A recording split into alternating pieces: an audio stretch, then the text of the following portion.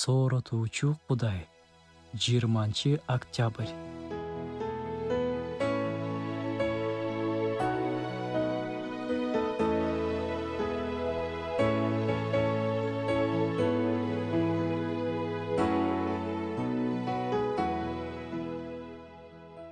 Кудай жазалайбы?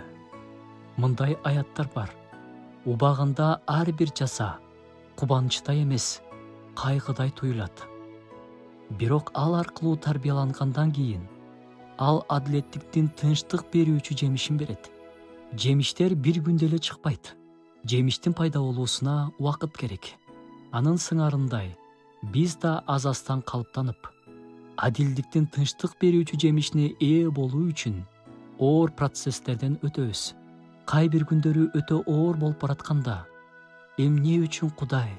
Бул мен үчүн өтө эле оор. Сен мени кыйнадың, деп Кудайга кыйкыргың келет. Бирок хирургдун ишин эстейличи. Хирург операция жасайт, денеңди кесет, оорутат. Бирок ал мунун баарын бир гана максат менен кылат: сенин өмүрүңдү сактап калуу.